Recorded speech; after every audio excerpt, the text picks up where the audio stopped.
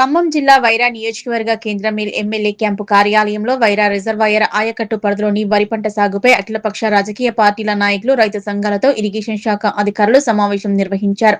సమావేశంలో MLA Malothu Ramadas Naik, SUDA chairman Puvvalla Durgaprasad, irrigation శాఖ అధికారులు, రైతులు పాల్గొన్నారు. ఈ సందర్భంగా ఆయన మాట్లాడుతూ వైరా రిజర్వాయర్ ఆయకట్టు పరిధిలోని రైతులు వాతావరణ పరిస్థితులకు అనుగుణంగా పంటలు సాగు చేయాలన్నారు. వరి నారు సాగు చేసే రైతులు వర్షాకాలం కోసం కొద్ది రోజులు వేచి చూడాలన్నారు. ప్రధాన మేజర్ పంట కాలువలను సిల్టు తీసి రైతులకు సాగునీరు అందజేస్తామని తెలిపారు. తెలంగాణ రాష్ట్రంలో కాంగ్రెస్ ప్రభుత్వం రైతుల సంక్షేమమే ధ్యేయంగా పనిచేస్తుందన్నారు. ముఖ్యమంత్రి రేవంత్ రెడ్డి రైతుల పంట సాగు చేసే సమయంలో రైతు భరోసా నిధులు విడుదల చేసి రైతులను ఆదుకుంటుందన్నారు. రైతుల సంక్షేమం కోసం ఎన్నో సంక్షేమ పథకాలు ప్రవేశపెట్టిందని, రైతులకు రుణమాఫీ, రైతు భరోసా, రైతు బీమా, సబ్సిడీపై విత్తనాలు, యంత్ర పరికరాలు అందించిన ఘనత ముఖ్యమంత్రి రేవంత్ రెడ్డికి దక్కుతుందన్నారు.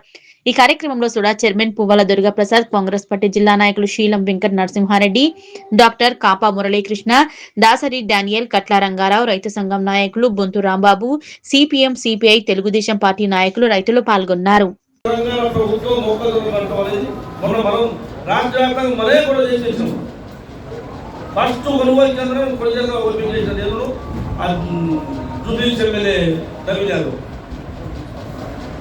మన గొడవ వల్ల తెలంగాణ రాష్ట్రాన్ని తీర్చారు.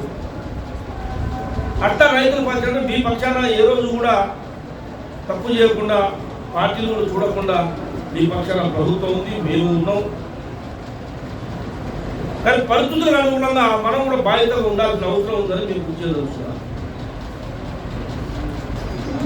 15 రోజుల క్రితం మీరు ఇదే స్ట్రీట్ ఉంటే మన ఇదే ఈయన వినిపించుకోవాలి, స్ట్రీట్ ఉందని ఈ వారం తీయని చూసుకోవడం డబ్బులు తేడా ఇబ్బంది పడేది లేదు. డబ్బులు ఇబ్బంది పెట్టుకో మీరు అడగముందే మన రాను 50 కోట్లు ఇచ్చాం. 100 కోట్లు పెట్టి గోదావరి ఈ చెరువు రావడం కోసం తెలంగాణ రాష్ట్ర ముఖ్యమంత్రి, డిప్యూటీ మంత్రి, ఈ జిల్లాలో ఉన్న మంత్రులు, ఉత్తమ్ కుమార్ రెడ్డి అందరు మంత్రులు తీసుకొచ్చి నిరోధించారు. 3 సార్లు ఇచ్చి ఇక్కడ మీటింగ్, ఇక్కడో మీటింగ్, అక్కడో మీటింగ్. అంటే మనకు ధైర్యం కోసం ఏ రోజు ఇప్పుడు ఎందుకు అడగలుగుతున్నాం? దుర్గన్నట్టుగా మేము ఒక్కదాకా వచ్చాం, వైరా దాకా వచ్చాము. నేను తుమ్మల గారు దుర్గన్న కష్టం వల్ల నిలే ఆయన ఏ రోజు కూడా మీకు గతంలో నాకు తెలియదు. నేను వచ్చినాక ఎండాకాలం కూడా మీకు ఏ రోజు 13, 14, 15 అడుగులు తగ్గకుండా నీళ్ళు చూస్తున్నాను. ఇంజనీరింగ్ వాళ్ళు వీళ్ళని పెట్టి ఓ రోజైతే కలువు ఈని వాళ్ళు పోలీస్ స్టేషన్లో రత్నంగా పోలీస్ కంప్లైంట్ పెడితే కూర్చో 10 గంటల కూర్చోాలనుకో అట్లా కళ్ళు రావా నీళ్ళు చేస్తే మనకి మొత్తం కింద తీసుకోబోతుంది. పోయిన సంవత్సరమే పేరేది మా ఈ అంట ఎవరు ఆమె చెప్పలేకపోతారో ఆమె ఎవరు నీళ్ళు చేశారు. రోజంతా కూర్చోబెట్టిన పైన రూమ్లో అంటే విషయం చెప్తున్నాను. కొన్ని మీ అవసరాలు రైతు కుటుంబం చూసుకున్నట్టు మనకు తెలుసుకోవచ్చు. మీరు కూడా కొంత బాధ్యత ఉండాల్సిన అవసరం ఉండేది. ఏ గంట కూడా ప్రభుత్వం నీళ్ళు ఇయ్యలేదు.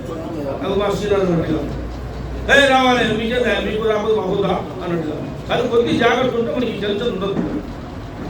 ఎంత ఇబ్బంది ఉన్నా కూడా వైరా చెరువుకి నీళ్ళకి ఇబ్బంది లేకుండా తన తాకట్టు పెట్టడం మా బాధ్యత పడుతుందని మీ పాత్ర కూడా బాధ్యత ఉండాల్సిన అవసరం ఉంది. దానితో మన సాగు కొద్దిగా అశ్రద్ధ, దానివల్ల నష్టం జరుగుతుంది. కాబట్టి మీరు నష్టపోవద్దన్న ఉద్దేశంతో ఇదంతా మీరు బాధపడగలుగుతారు. మనం లిఫ్ట్ కూడా ఇప్పించిన లేదు చెడిపోయిన పద్ధతిలో.